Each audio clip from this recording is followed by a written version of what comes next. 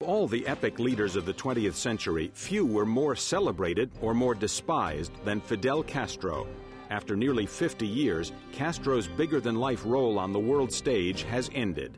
What will become of his communist revolution? Next on Great Decisions. In a democracy, agreement is not essential, but participation is.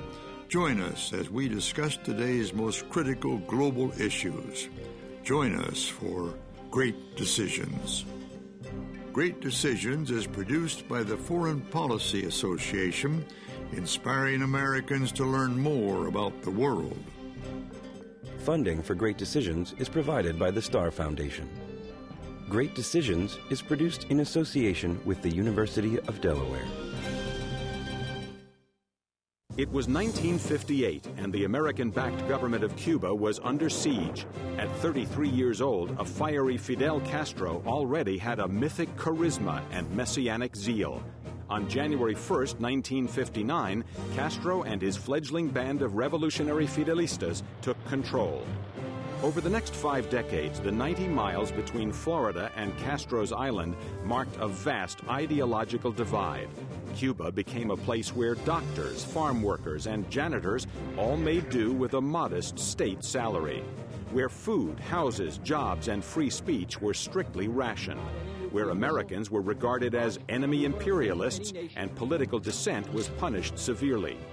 Castro's revolution would face many challenges. He embarrassed the U.S. at the Bay of Pigs, he starred in the Cuban Missile Crisis, but discovered he was just a pawn of the Kremlin. He survived the fall of the Soviet Empire, but the failure of his socialist economy, the collapse of the USSR, and decades of U.S. sanctions left Cuba fragile and politically isolated. On February 24, 2008, his health failing and his nation plagued by chronic food shortages, Fidel Castro gave up power to his brother, Raul. The revolution, in a sense, dies with Castro when he does, because there's no one who has the charisma or the international standing to move it forward. Raul is reported to be a political pragmatist. He's already pledged to jumpstart the island's lethargic economy and relax his brother's socialist orthodoxy. Raul Castro has often sounded in his speeches, which are much more brief than those of Fidel, a bit like Margaret Thatcher, emphasizing productivity, efficiency, the possibility that markets can actually deliver where the state cannot. He's also put an end to the regime's long-standing bans on consumer spending.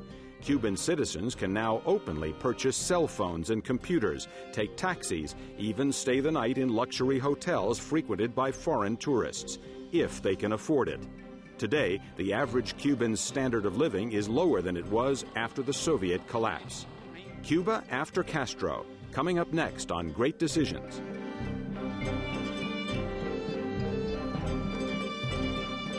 And now from our studios, here is Ralph Begleiter. Welcome to Great Decisions. I'm Ralph Begleiter.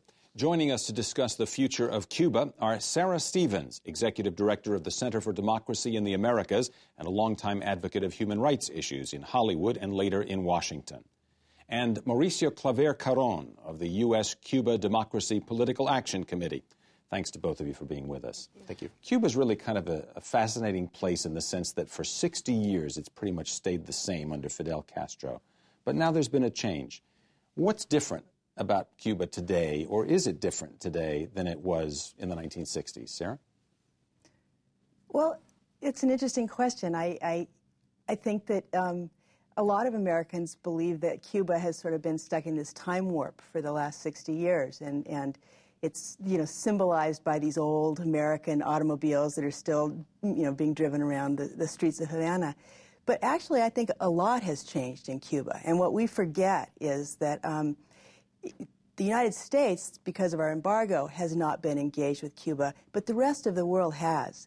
And tourists, visitors, people from all over the world have been in Cuba, have been involved with Cubans, have been doing business on Cuba, and that this has changed reality on the island.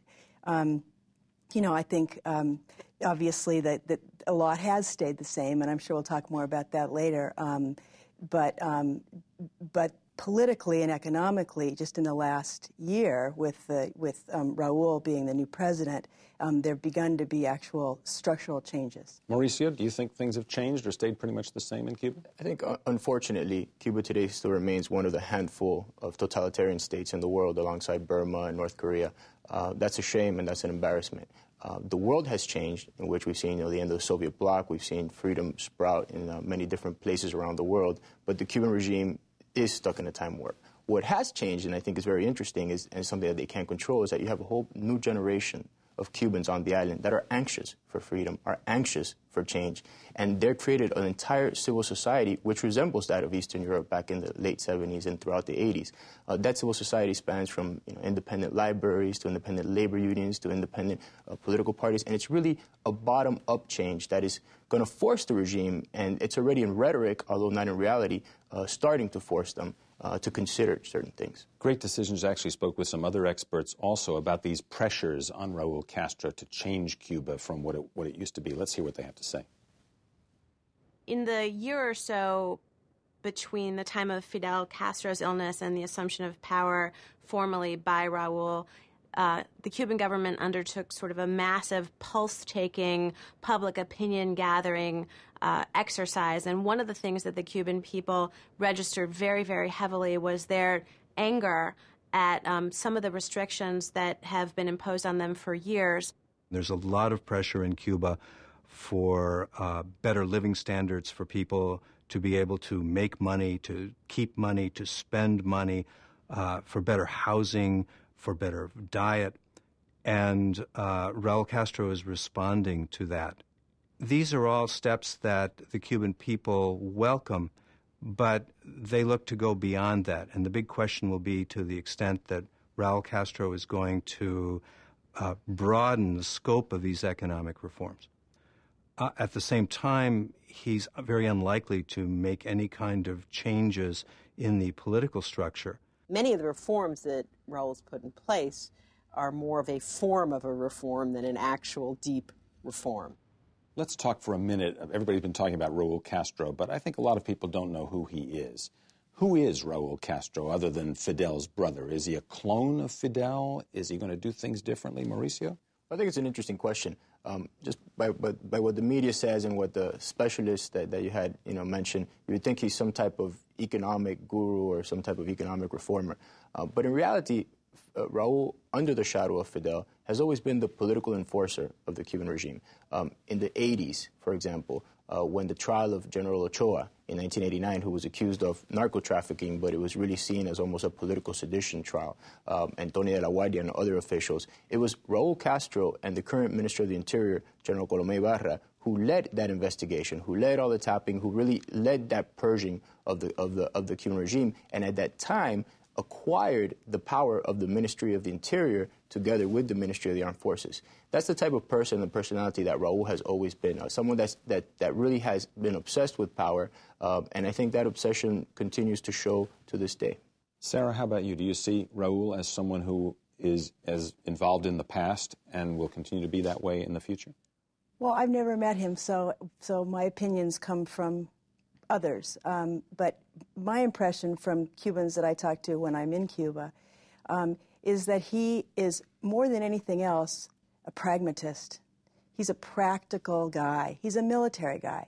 He wants to get things done efficiently and quickly and thoroughly. And I think that what he's done so far in terms of the reforms, the economic reforms, has shown that is who he is, and that's what he's trying to do. What has he done so far? Well, I think the most important, well, there are several important reforms, and they're just starting. It's not like, there's a long way to go, and people absolutely are not happy with where things are right now. They want more. But what Raul Castro has done is in the agricultural sector, most importantly. It's a sector that was always centralized with the Ministry of Agriculture in Havana. You couldn't get seeds or fertilizer or tools without asking for it from Havana. He's decentralized that. You can now decide for yourself what materials you need to farm and do it at the local level. The government has has turned over uncultivated lands, idle lands, to cooperatives and individual farmers who can produce on those lands. This has never happened before, and it's practical. They need to produce more food. They import the majority of their food to this day. What about in the arena of civil rights and human rights for the people of Cuba? Have we seen any changes in that regard? Some changes under Raul. Nothing like what we'd like to see, of course, and what the international human rights community would like to see. But Raul, in conversations, quiet conversations with some of the European countries, has ended up releasing a few of the political prisoners that are being held now. Now they are released and immediately leave the country and go to Spain. I don't know if that was part of the arrangement or not. Obviously it's not ideal, but I do think that it's a good model for us, and that the United States should be in there having the same conversations with the Cuban government and working toward more releases for more political prisoners. Mauricio, do you see changes taking place for people in dealing with their personal rights, their human rights, their civil rights, that sort of thing? I think the Cuban government has always used the Cuban people as hostages and as tools of negotiation. They are pragmatists. I agree with Sarah in the sense that they've always been pragmatists. Fidel was a pragmatist in the sense of, he never really stuck to an ideology. He used ideology when he needed to control power, when he needed to increase repression, etc. Nonetheless, they've always, maintained and kept the Cuban people in a hostage situation and have released prisoners for some type of concession from a European country, for some high-level visitor, and then they go and they rearrest. The one thing that we are seeing that is a little bit different, and it involves the level of energy amongst the young people. The one thing you have to recall, though, is, Fidel Castro handed over power, per se, to his brother Raul, although most people still believe that Fidel Castro is in control. There's 3 titles in Cuba: head of the Council of State, head of the Council of Ministers, and head of the Cuban Communist Party. There's been a title change here. Raul is now head of the Council of State and head of the Council of Ministers. But Fidel is still head of the Communist Party, which is the most important position. So Fidel is, by all means, still in control. Raul's successor now, so he went from an 81-year-old to a 76-year-old to Raul's successor now is Machado Ventura, who is 78 years old. And yet you have the majority of the island are young people that are pushing for change. So the one thing that you are seeing amongst the populace is that the repression, they cannot afford to martyr anyone. If they have a martyr, if they have a figure that and Fidel had them from before, but since Fidel's personality was more grandiose, it was, he could always kind of hide them. Nonetheless, today, you have a hit-and-run repression. You have young people that go out, they do a vigil, they do a sit-in, they beat them up, they put them in jail for a few days, they release them. A couple of years ago, you had lots of young people began this whole cambio movement, this whole change movement. They started wearing these white bands that said cambio. They arrested hundreds of them, beat them up a bit, and released them in a couple of days. What they're trying to do now is a battle of these older guys trying to tire out the younger people and scare them out of their activities. Both of you have hinted at the idea that the United States could influence the future of Cuba in one way or another. Sarah, you suggested the U.S. might engage in negotiations in the way that the Europeans have done, and Mauricio, you talked about applying more pressure to the current government. Let's listen to what some of our other great decisions experts have to say about U.S. involvement with Cuba. The reform process in Cuba is going to go at its own pace, and Raul Castro will not frame it as a search for a way to engage the United States. The Cuban government will not be seen as explicitly making any concessions in terms of its reforms on the economic front or the political front in order to get access to the U.S. market, because it's not its priority any longer. Having said that, there's a lot of trade and exchange on the cultural level, diplomatic level, in terms of basic security interests that both countries have that do merit deeper engagement. If you really want to see change in Cuba, I think we have to look to when they and we in the United States open up and allow more information about what a better life for Cubans looks like. The goal always has to be to promote democratic change in Cuba. What can the United States do to promote this? And one can easily argue that seeking engagement with the Raul Castro government may open up avenues of possible improvement That may not happen, but there's really nothing to be lost in attempting to seek new measures to engage the government of Cuba. Mauricio, is there really nothing to be lost by seeking to engage the government of Cuba at this point? You know, Cubans have a saying, and basically that they're allowed to vote, but the only way they can vote is with their feet. If you tomorrow allowed and told every Cuban, whoever wants to leave the island and come to the United States can do so, you pretty much have an empty island.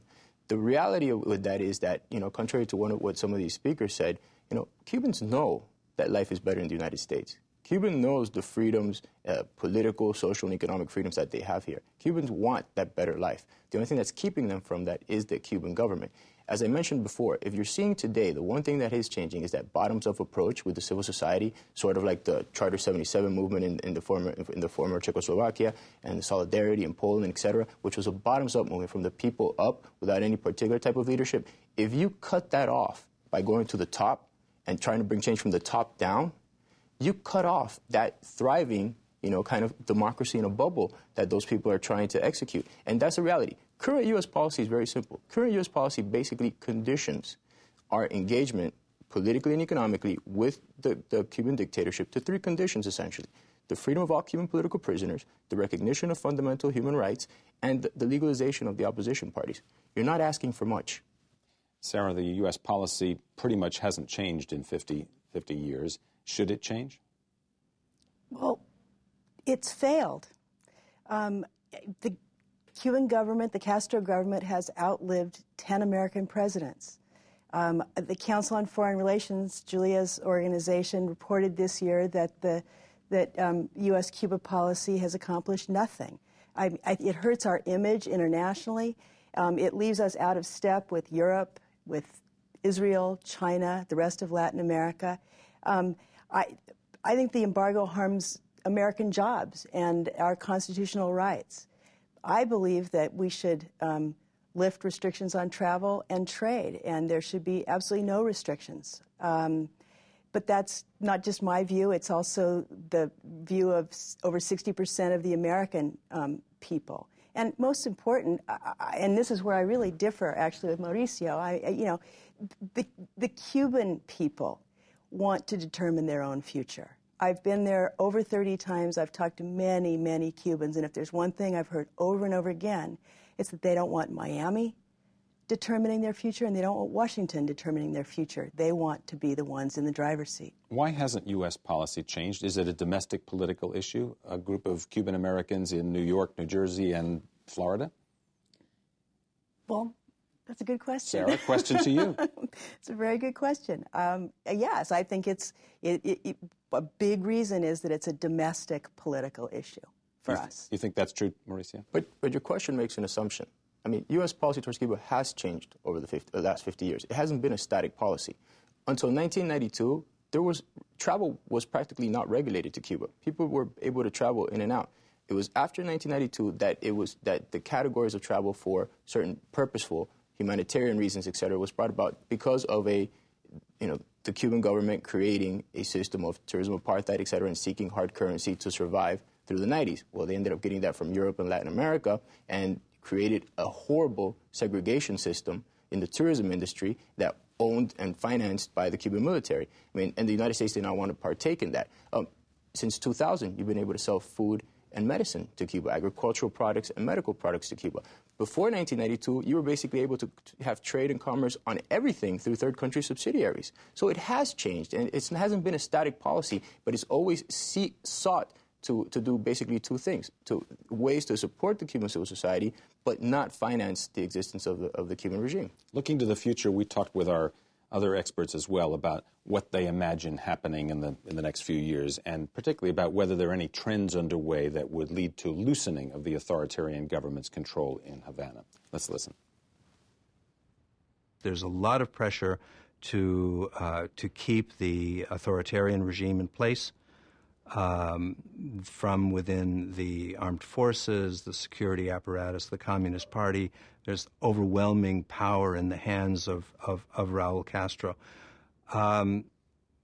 This is going to be the key factor. One would expect that there will be a new generation of leaders who will begin to exercise even greater power in Cuba after Raul Castro passes on.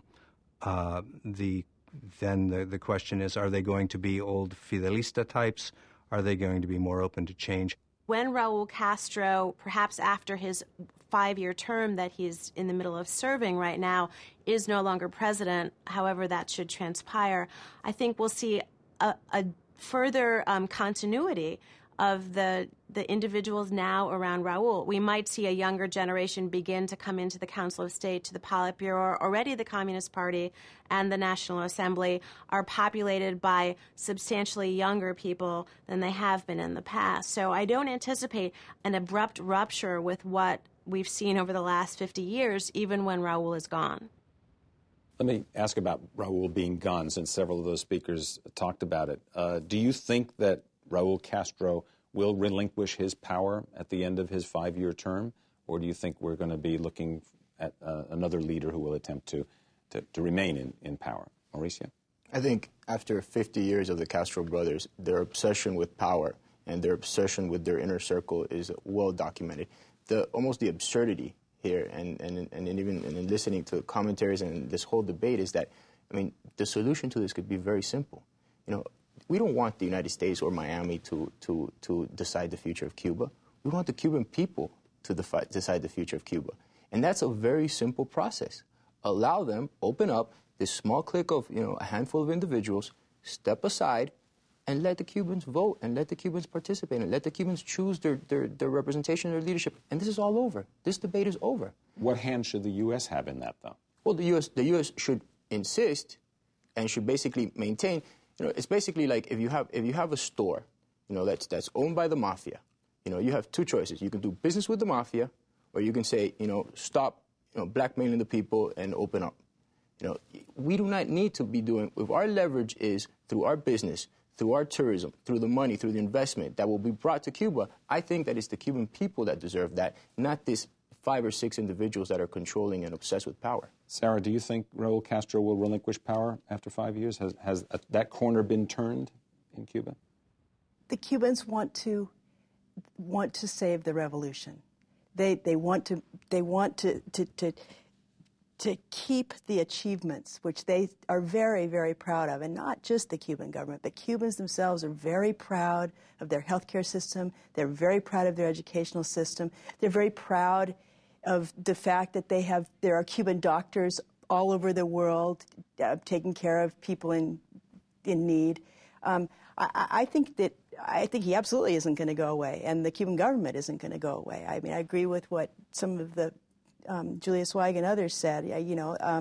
There are hopefully some new people with new experiences from a different generation who are going to modify how the government behaves and what it does. But I don't anticipate any kind of dramatic end or change in Cuba. Great Decisions has been covering this Cuba issue for quite a number of years, of course, because it's been going on for a very long time. Mauricio, you'll have the final word. Look ahead, 10 years. Will we be having this conversation 10 years from now?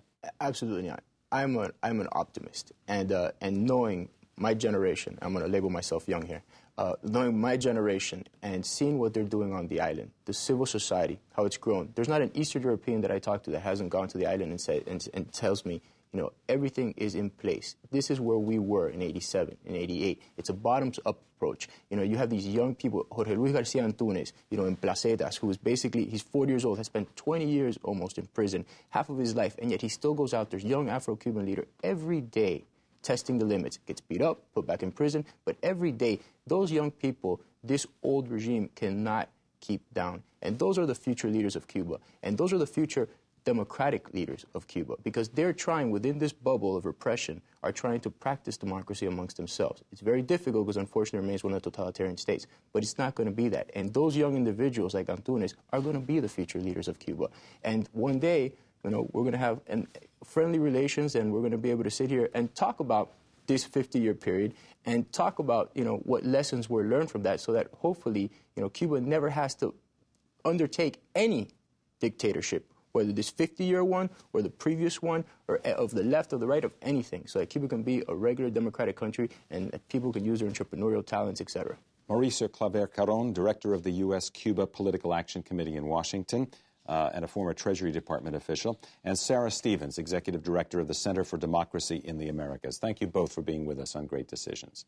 And thank you as well for joining us on the program. We'll see you next time. I'm Ralph Begleiter. To learn more about topics discussed on Great Decisions, visit our website at www.greatdecisions.tv. To order a copy of the Great Decisions Briefing Book, a DVD set of this series, or join a Great Decisions discussion group in your area, contact the Foreign Policy Association. Funding for Great Decisions is provided by the Star Foundation. Great Decisions is produced in association with the University of Delaware. Next time on Great Decisions. There are few more dangerous places in the world than the lawless border region between Pakistan and Afghanistan. What can the U.S. and its allies do to tame the warlords, jihadis, and Taliban factions who operate there? Next time on Great Decisions.